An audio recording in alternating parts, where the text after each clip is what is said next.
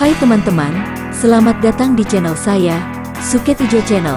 Sebelum kita lanjut ke ceritanya, Suket Ijo Channel ingin berbagi info buat teman-teman sekalian yang sedang membutuhkan sneakers, kaos dan sendal dengan harga yang murah tapi dengan kualitas yang baik. Silahkan kunjungi toko kami, Ravania Lariskan, dan link akan kami sertakan di deskripsi. Berikut sebagian produk-produk yang kami tawarkan.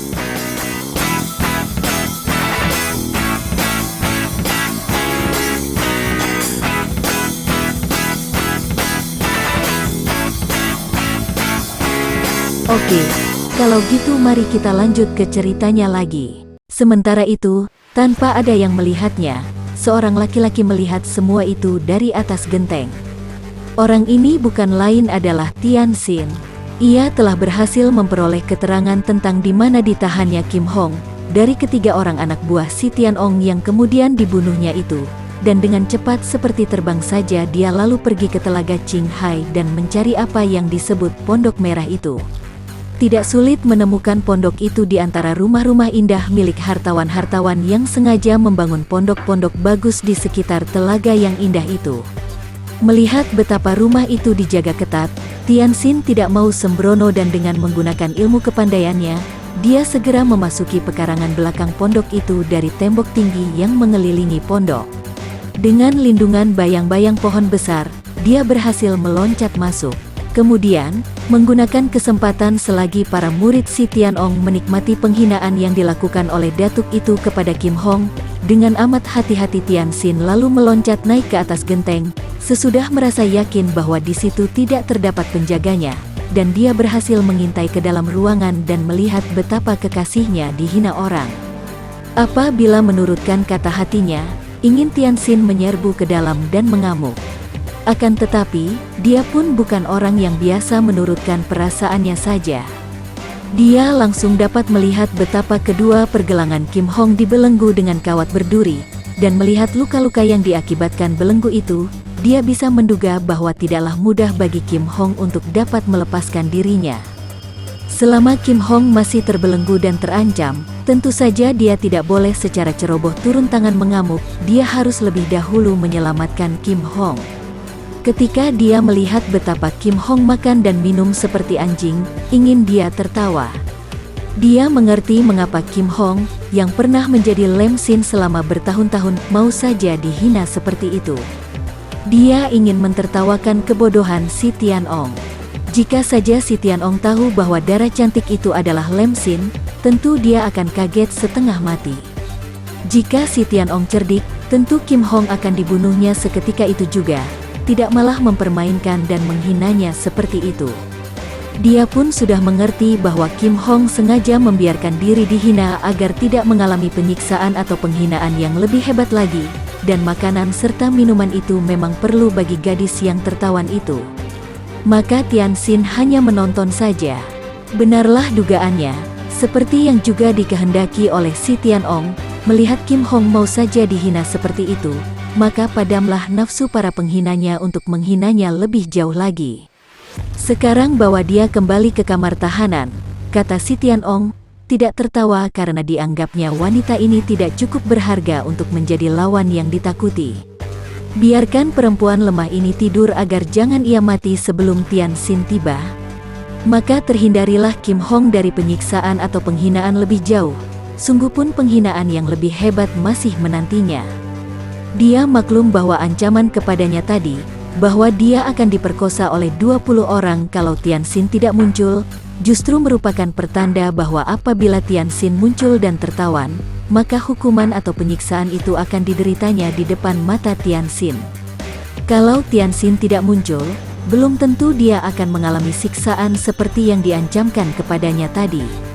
Tak ada alasan bagi si Tian Ong untuk memperlakukan dia seperti itu. Akan tetapi jika Tian Xin terkena pancingan lalu datang, dikeroyok dan ditangkap, jelaslah bahwa mereka akan menyiksa Tian Xin, pertama-tama menyiksa batinnya dengan membiarkan pemuda itu menyaksikan dia diperkosa oleh banyak orang di hadapan matanya. Hal ini dia yakin benar. Itu pulalah sebabnya si Tian Ong tidak mau menyiksanya sekarang, malah membiarkan dia makan minum agar keadaan tubuhnya sehat, ketika dia kelak dibantai oleh 20 orang di depan Tianxin. Diam-diam wanita ini bergidik ngeri. Sementara itu, Tianxin terus mengikuti dengan pandang matanya kemana kekasihnya dibawa pergi. Ke belakang, maka dia pun dengan cepat dan berhati-hati sekali menuju ke wuwungan bagian belakang, lalu mengintai. Dari sini dia dapat melihat Kim Hong digiring oleh 3 orang yang dipimpin oleh orang jangkung berjenggot jarang, menuju ke sebuah kamar tahanan. Pada saat mereka hendak memasukkan kembali gadis itu ke dalam kamar tahanan, 2 orang teman si jangkung itu menghampiri Kim Hong. Yang bermuka bopeng kemudian mencium tengkuk yang berkulit kuning mulus terhias anak rambut halus melingkar-lingkar itu, sedangkan orang kedua yang matanya sipit menggunakan tangannya menggerayangi buah dada gadis itu. "Manis, ingatlah, kami berdua adalah 2 di antara 20 orang yang bernasib mujur untuk melayanimu bermain cinta besok," si muka bopeng berbisik. Tentu saja Kim Hong merasa muak dan marah, akan tetapi berusaha ditahannya dan dia bergegas memasuki kamar tahanan itu. "Nanti dulu," kata si jangkung sambil mengejar dan menghampiri Kim Hong. Gadis ini mengira bahwa si jangkung tentu juga akan bertindak kurang ajar seperti kedua orang temannya. Akan tetapi ternyata tidak, si jangkung ini hanya melihat bahwa kawat berduri pembelenggu 2 pergelangan tangan Kim Hong agak mengendur, maka dia kini mempereratnya. Ada duri kawat yang kembali menusuk kulit lengan Kim Hong sehingga gadis ini menggigit bibirnya. Sakit sekali rasa hatinya. Sudah bersusah payah diusahakannya untuk melepaskan kawat berduri. 2 jam lebih dia berusaha menggosok-gosok kawat itu di kaki dipan dan setelah ada sedikit hasilnya, kini dipererat lagi oleh si jangkung. Sungguh perbuatan si jangkung ini lebih merugikan dan menyakitkan daripada kekurang ajaran 2 orang temannya. "Awas, nanti kau akan kubunuh lebih dulu," kata suara hati Kim Hong saat si jangkung mendorongnya dan keluar dari kamar itu, lalu duduk di luar pintu kamar bercakap-cakap dengan 2 orang temannya. Tianxin sempat melihat ini semua. Tangannya pun sudah gatal-gatal untuk turun tangan menghajar 2 orang yang kurang ajar kepada kekasihnya tadi. Akan tetapi dia menahan diri dan tidak mau gagal. Kalau dia menuruti hatinya dan menyerbu, kemudian seorang di antara mereka sempat berteriak memanggil kawan-kawan, tentu usahanya menolong Kim Hong akan menjadi gagal. Dia pun lalu meneliti keadaan kamar itu. Kamar itu memang kuat sekali dan lubang satu-satunya hanyalah pintu besi yang bagian atasnya berjeruji. Tak mungkin untuk memasuki dari pintu. Maka dia pun lalu menyelidiki atapnya. Langit-langitnya kamar itu sangat tinggi, sehingga akan sukarlah bagi Kim Hong kalau hendak meloncat ke atas, apalagi langit-langitnya tertutup oleh papan tebal. Dia lalu membuka genteng, tepat di atas kamar tahanan itu. Tangannya meraba-raba dan akhirnya dia pun dapat menemukan paku-paku yang memaku papan langit-langit. Dengan ujung pedangnya dia mengorek papan pinggir di sekeliling paku sehingga paku itu terlihat. Kemudian dengan menjepit paku dengan kedua jari telunjuk dan ibu jari, dia mengerahkan tenaganya dan mencabuti paku-paku itu satu demi satu. Dan akhirnya berhasillah ia membongkar papan persegi selebar 1 meter itu, kemudian mengangkatnya perlahan-lahan tanpa menimbulkan suara. Akan tetapi, sedikit saja suara itu sudah cukup bagi Kim Hong untuk mengetahui bahwa di atas kamar tahanan itu ada suatu gerakan. Dengan hati-hati Tianxin menggeser papan langit-langit di sudut itu, dan Kim Hong yang telah menduga dengan hati girang kini dapat melihat wajah kekasihnya. Ia cepat memberi isyarat kepada Tianxin untuk berdiam diri, lantas gadis ini berjalan, berjingkat ke pintu, mengintai dari jeruji pintu. Dilihatnya betapa 3 orang penjaganya itu duduk bermain kartu dengan asyiknya, maka dia pun baru memberi isyarat kepada Tianxin bahwa keadaan aman. Pendekar itu lalu menggeser papan dan tak lama kemudian dia sudah meloncat turun ke dalam kamar itu tanpa mengeluarkan suara. Tanpa berbicara mereka berdua sudah tahu apa yang harus mereka lakukan. Tianxin memegang dagu itu dan mencium bibir Kim Hong, kemudian dia pun sudah melepaskan kawat berduri yang membelenggu kedua pergelangan lengan kekasihnya. Untuk sejenak Kim Hong menggosok-gosok kedua pergelangan lengannya yang luka-luka berdarah itu. "Mereka sedang bermain kartu," bisiknya. "Hanya bertiga itu," bisik Tianxin kembali. Kim Hong mengangguk. Kita pancing mereka masuk, kata Tianxin. Kim Hong mengangguk. Aku pura-pura hendak bunuh diri. Kau bersembunyi di belakang dipan yang kubalikkan. Aku akan merobohkan orang yang terdekat dan kau menjaga agar mereka tidak mengeluarkan suara, bisik gadis itu dengan sikap tenang.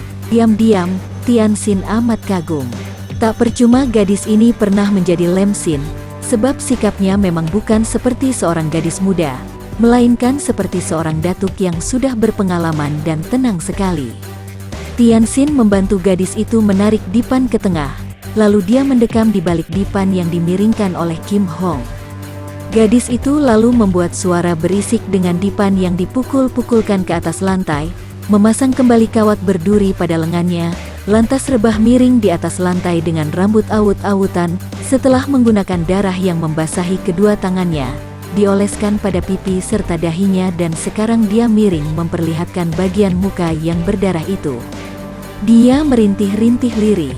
Suara gedobrakan itu tentu saja mengejutkan 3 orang yang berjaga di luar pintu, yang kemudian bergegas bangkit menuju pintu kamar tahanan sehingga nampaklah wajah 3 orang penjaga itu. Si Jangkung dan teman-temannya terkejut sekali dipan sudah terguling, apalagi melihat dahi dan pipi sebelah kiri gadis itu berlepotan darah. Celaka, dia membunuh diri, kata si Jangkung yang cepat-cepat membuka daun pintu dengan kuncinya. Kemudian dia mendorong daun pintu dan berlari masuk diikuti oleh 2 orang temannya.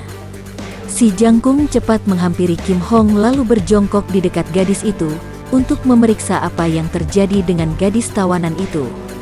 Pada saat itu, selagi si Jangkung meraba dahi Kim Hong dan 2 orang temannya berlari masuk, Kim Hong bergerak cepat sekali, sama cepatnya dengan gerakan Tianxin yang meloncat dari belakang dipan yang rebah miring.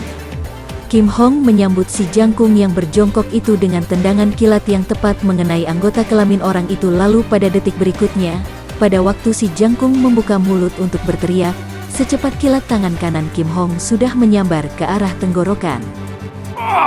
Hanya itulah suara yang keluar, suara hancurnya tulang kerongkongan yang menghalangi keluarnya teriakan si Jangkung yang tewas seketika, dan sebelum tubuhnya jatuh ke lantai, Kim Hong sudah cepat menyambarnya. Pada detik yang hampir bersamaan, nampak pula cahaya perak berkelebat 2 kali, dan 2 orang penjaga lainnya sudah roboh dengan tenggorokan berlubang ditembusi pedang Jin Hua Kiam. Begitu cepatnya cahaya pedang menyambar, sehingga 2 orang itu tidak sempat bergerak mengelak atau menangkis, bahkan untuk berteriak pun tidak sempat lagi, karena yang dijadikan sasaran ujung pedang Jin Hua Kiam adalah tenggorokan mereka. Mereka ini pun roboh dan cepat disambar oleh tangan Tianxin sebelum berdebuk. Bagaimana pergelangan tanganmu, bisik Tianxin setelah mereka merebahkan semua mayat itu tanpa mengeluarkan suara, sambil menghampiri Kim Hong. Darah itu memeriksa pergelangan lengannya dan menggerak-gerakannya. Hanya luka di kulit saja, tidak berbahaya, jawabnya. Tidak nyeri kalau digerakkan, kita akan menghadapi banyak lawan tangguh. Tidak. Dan aku sudah siap sedia menghadapi mereka. Bagus. Nih, kau pakai pedangku. Tidak perlu, Tianxin. Kau pakailah sendiri. Kau tahu, aku biasa menggunakan pedang pasangan dan pedang mereka ini tidak terlalu berat dan sama bentuknya. Dapat kupakai sebelum aku menemukan kembali pedang pasanganku yang mereka rampas. Kim Hong mengambil 2 batang pedang milik penjaga-penjaga itu. Setelah dia mencoba memutar-mutar sepasang pedang itu dan kedua pergelangan tangannya digerak-gerakkan, Kim Hong tersenyum dan berkata, "Mari, aku sudah siap." Tianxin memandang dengan kagum. Bukan main kekasihnya ini. Baru saja terlepas dari ancaman bahaya yang mengerikan, namun sama sekali tidak nampak gentar atau girang karena tertolong. Seolah-olah yang dihadapinya itu bukan bahaya yang lebih mengerikan daripada maut. "Engkau tadi tidak takut?" Tianxin bertanya dengan bisikan. "Tidak, sejak tadi aku yakin engkau pasti datang menolongku. Kalau tidak, aku pun tentu akan mendapatkan akal untuk membebaskan diri. Bisa kupancing mereka ini masuk, lalu kubunuh 2 orang, yang seorang lagi dapat kuancam dan kupaksa untuk membukakan belenggu ini," jawab Kim Hong tenang. Tianxin percaya akan kemampuan gadis itu. Meski dengan kedua pergelangan lengan terbelenggu sekalipun Kim Hong pasti akan dapat membunuh mereka bertiga itu. Sekarang marilah kita keluar. Tadinya aku hanya ingin mengalahkan si Tianong, akan tetapi melihat sambutannya dan perlakuannya terhadapmu, kita harus membalas dendam dan menghancurkannya, kata Tianxin. Kita harus berhati-hati, jangan sampai kita melayani mereka bertempur di dalam tempat ini, karena banyak mengandung rahasia dan berbahaya. Kita bakar saja sarang mereka ini dan memaksa semua ularnya keluar untuk kita bunuh, kata Tianxin gemas, dan Kim Hong mengangguk karena memang siasat ini cocok sekali dengan rencananya. Kini setelah langit-langit itu berlubang, tentu saja keduanya dengan mudah bisa meloncat dan menerobos melalui lubang, lantas menangkap kayu penyangga atap, kemudian keluar dari genteng. Setelah memeriksa keadaan di sekeliling pondok itu dari atas, Tianxin lalu berbisik, engkau melakukan pembakaran dari sebelah sana, aku dari sini, kemudian kita bertemu dan berkumpul di lapangan sana itu. Lapangan rumput itu enak untuk menghadapi lawan banyak. Kim Hong mengangguk dan mereka pun berpencar. Tidak lama kemudian, nampaklah api berkobar dari sebelah kanan dan kiri bangunan itu, disusul teriakan-teriakan para penjaga sehingga keadaan menjadi panik. Apalagi ketika terdengar pula teriakan-teriakan bahwa gadis tawanan telah lenyap dan para penjaga terbunuh. Si Tianong terkejut dan marah bukan main. Tidak disangkanya bahwa Cheng Tianxin dapat turun tangan seperti itu. Dia merasa yakin bahwa tentu pemuda itulah yang sudah melakukan semua ini, membebaskan gadis tawanan dan melakukan pembakaran. Dia memaki-maki para muridnya yang dianggapnya tolol dan lengah, sehingga ada musuh masuk tanpa ada yang melihatnya. Kemudian, diikuti oleh Qing Hai Enjio Liong, Chiang Gusik, dan So Qianling, juga belasan orang murid lainnya, dia lalu melakukan pengejaran, sedangkan anak buah yang lain sibuk memadamkan api yang sudah mengamuk dari dua jurusan itu. Si Tianong tidak perlu mengejar atau mencari terlalu lama, karena kehadiran Tianxin dan Kim Hong di lapangan rumput sebelah belakang pondok merah itu segera diketahui. Di bawah cahaya api yang menerangi cuaca hampir pagi yang masih remang-remang itu, si Tianong segera menghadapi mereka bersama murid-muridnya, maka kedua orang muda itu langsung terkepung. Tianxin segera menyambut datangnya si Tianong dengan senyum, juga Kim Hong tersenyum mengejek. Ternyata si Tianong yang kabarnya Datuk Dunia Barat itu bukan lain hanya seorang pengecut hina yang beraninya menggunakan kecurangan, jebakan rahasia, dan mengandalkan pengeroyokan banyak anak buahnya. Sungguh tak tahu malu, kata Kim Hong. Tidak perlu kau heran, Kim Hong, karena memang dari dulu dia itu hanyalah seorang pengecut tua bangka. Tianxin menambahkan, tentu saja ucapan dua orang muda itu membuat wajah si Tianong yang berkulit hitam itu menjadi semakin hitam. Sepasang matanya melotot seakan-akan dia hendak menelan bulat-bulat kedua orang muda itu. Dua bocah setan, kematianmu sudah di depan mata dan kalian masih bicara sombong sekali, bentaknya. Wah, betulkah? Apakah ada yang dapat mengantarku ke kematian? Ingin aku melihat siapa yang dapat membuat aku mati? Kim Hong melangkah maju tanpa mencabut dua batang pedang rampasan yang masih berada di punggungnya. Sikapnya menantang dan tenang sekali. Akan tetapi, biarpun dia tahu bahwa gadis ini memiliki kepandaian silat, namun tentu saja si Tianong memandang rendah padanya. Maka dia pun lalu menoleh kepada belasan orang muridnya yang tingkatnya lebih rendah satu tingkat dibandingkan dengan Qing Hai Enjio Liong, dan satu tingkat dengan 3 orang penjaga yang tewas di kamar tahanan itu. Mereka ini adalah orang-orang yang tadinya sudah dipersiapkan untuk memperkosa Kim Hong di depan Tianxin. Siapa di antara kalian yang dapat menangkapnya, boleh memilikinya. Ucapan si Tianong ini tentu saja disambut dengan girang oleh belasan orang itu. Dan si Tianong sendiri sudah siap-siap untuk menerjang Tianxin kalau pemuda ini hendak membantu Kim Hong.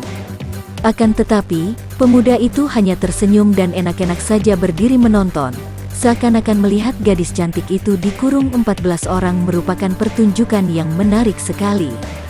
Melihat gadis cantik itu berdiri sambil tersenyum mengejek dan tidak memegang senjata, maka belasan orang itu menjadi berani. Mereka seperti berlomba dan 5 orang sudah menubruk ke depan, 2 orang dari belakang hendak memegang pundak, 2 orang dari kanan kiri menangkap lengan, dan seorang lagi dari depan hendak merangkul pinggang. Mereka bukan menyerang, melainkan hendak menangkap gadis itu yang semalam sudah membuat mereka tidak dapat tidur karena mereka telah membayangkan gadis itu sebagai korban mereka. Kim Hong tidak menjadi gugup, bahkan dia sempat membiarkan dua orang dari kanan kiri menangkap kedua lengannya. Tiba-tiba ia mengeluarkan ketawa, kedua kakinya bergerak seperti kilat cepatnya. Dengan beruntun ujung sepatu kedua kakinya telah menendang ke bagian anggota rahasia dua orang di kanan kiri itu, dan pada saat yang sama, kepalanya digerakkan dan sinar hitam dari kuncir rambutnya yang terlepas dari sanggul menyambar ke arah ubun-ubun kepala orang yang berada di depan. Tok, hanya terdengar suara itu dan seperti dua orang yang tertendang itu, orang yang terpukul ujung kuncir itu roboh berkelojotan. Secepat kilat Kim Hong sudah memutar tubuhnya dan kedua tangannya menamparkan. Plak-plak, kembali terdengar suara dan kedua orang itu pun roboh dengan kepala retak. 5 orang itu pun hanya dapat berkelojotan sebentar saja dan semua tewas seketika. Semua yang melihat peristiwa ini, juga si Tianong, terbelalak dan terkejut bukan main. Dia dapat menduga bahwa gadis cantik itu lihai, akan tetapi tidak selihai itu. Dan 9 orang muridnya yang melihat betapa 5 orang saudara mereka itu tewas hanya dalam satu gebrakan saja, menjadi marah dan mereka sudah mencabut senjata masing-masing. Ada yang memegang pedang, golok, rantai, akan tetapi sebagian besar telah menyambar tongkat mereka, senjata istimewa mereka karena guru atau ketua mereka, si Tianong juga terkenal amat lihai dalam permainan tongkat Giam Lopang Hoat, ilmu tongkat maut. Kini mereka menyerbu dan mengeroyok Kim Hong, bukan lagi untuk menangkap seperti yang diperintahkan tadi, melainkan untuk membunuh gadis itu, untuk membalas kematian kawan-kawan mereka. Kembali terdengar gadis itu tertawa merdu dan begitu dia bergerak, semua orang segera terkejut sebab tubuhnya lenyap, dan sebagai gantinya tampak 2 sinar bergulung-gulung, disusul teriakan-teriakan mengerikan, darah-darah yang muncrat di sana-sini, lalu 9 orang pengeroyok itu roboh malang melintang. Sesudah 2 sinar itu berhenti bergerak, nampak Kim Hong berdiri dengan senyum, dan 9 orang pengeroyok itu telah tewas semua menjadi mangsa sepasang pedang rampasannya. Si Tianong melihat gerakan sepasang pedang itu. Dia terkejut sekali, lalu mengerutkan alisnya dan membentak, "Bukankah itu adalah ilmu pedang Hok Mo Kiam? Nona, engkau tentu murid Lem Sin.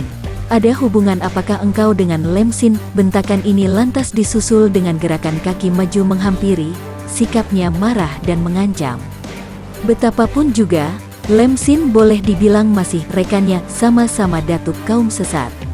Karena itu, jika sekarang ada muridnya yang memusuhinya, sungguh hal ini membuat dia merasa penasaran sekali. "Hei, si Tianong, apakah matamu yang tua itu sudah menjadi lamur? Siapakah kiranya yang kau hadapi itu?" kata Tianxin mengejek. Si Tianong terbelalak, akan tetapi dia masih belum mengerti benar, atau kalaupun dia telah mengerti, dia sama sekali tak percaya. "Tapi, Lem Sin adalah Datuk Selatan, rekan kami, bukan musuh," katanya. Si Tianong, nenek Lem Sin sudah tidak ada lagi, yang ada hanya Toan Kim Hong dan engkau telah menghinaku. Ingatkan betapa semalam engkau memperlakukan aku sebagai anjing? Wajah si Tianong menjadi pucat sekali. Jadi benarkah bahwa Lem Sin yang kabarnya seorang nenek yang amat sakti itu adalah darah ini? Dan semalam dia telah menghinanya sedemikian rupa. Akan tetapi dia masih belum mau percaya dan menduga bahwa tentu Tianxin sedang mempermainkannya atau sengaja menggunakan nama Lem Sin untuk membuatnya bingung dan gentar. "Siapapun adanya engkau, jangan menjual lagak di sini," katanya dan tiba-tiba saja dia sudah menyerang dengan pukulan tangan kanan kiri terbuka, tubuhnya agak merendah. Hawa pukulan yang sangat dahsyat menyambar. Kim Hong cepat mengerahkan Sin Kang untuk menyambutnya, dengan mengerahkan ilmu Bian Kun, ilmu tangan kapas. Tenaga Sin Kang yang saat kuat menjadi tenaga lemas yang membuat tangannya lunak seperti kapas, sehingga tangan ini mampu menyambut senjata tajam sekalipun tanpa terluka. Si Tianong terkejut sekali, pada saat merasa betapa tenaganya yang amat kuat seperti amblas. Maklumlah dia, bahwa lawannya benar-benar hebat dan dia pun meloncat lagi ke belakang. karena ada sinar hitam menyambar dahsyat, yaitu rambut Kim Hong yang telah menyambar ganas. "Benarkah engkau?" "Lem Sin," si Tianong berseru, kaget bukan kepalang, karena dia pun pernah mendengar tentang ilmu Bian Kun dan ilmu mempergunakan rambut dari Lem Sin. "Tak perlu banyak ribut, si Tianong, kalau engkau berkepandaian, majulah." "Nona, jawablah, siapakah engkau sebenarnya?" Tiba-tiba di dalam suara si Tianong terkandung getaran mukjizat yang membuat tubuh Kim Hong menggigil. Nona ini terkejut sekali dan maklum bahwa lawan mempergunakan kekuatan sihir. Maka dengan cepat dia pun menundukkan matanya agar tidak sampai dipengaruhi. Aku, manusia curang?" Tiba-tiba Tian Xin membentak dan menepuk pundak Kim Hong. "Mundurlah, Kim Hong. Tua bangka ini adalah lawanku." Kim Hong yang tadi hampir saja dapat dipengaruhi dan hampir menjawab, terkejut lantas melangkah mundur, membiarkan Tian Xin menghadapi kakek itu. "Suhu, biarkanlah Tecu berlima menghajar perempuan ini." Tiba-tiba Qing Hai Enjio Liong berseru. Si Tianong mengangguk, maka 5 naga dari Qing Hai itu segera mengepung Kim Hong sambil mencabut senjata mereka yang mengerikan, yaitu golok besar pada tangan kanan serta rantai baja di tangan kiri. Akan tetapi Kim Hong tersenyum dan memandang rendah. Dengan tenang darah ini berdiri mengikuti gerak-gerik mereka dengan sudut kerling matanya, tanpa mengeluarkan sepasang pedang yang tadi sudah disimpannya kembali di balik punggung setelah dia merobohkan semua pengeroyok. Bagi teman-teman yang menyukai video ini, silahkan subscribe, share, and like. Jangan lupa nyalakan bunyi loncengnya untuk mendapatkan video-video terbaru dari kami, agar kami terus bersemangat dalam membuat video-video yang menarik.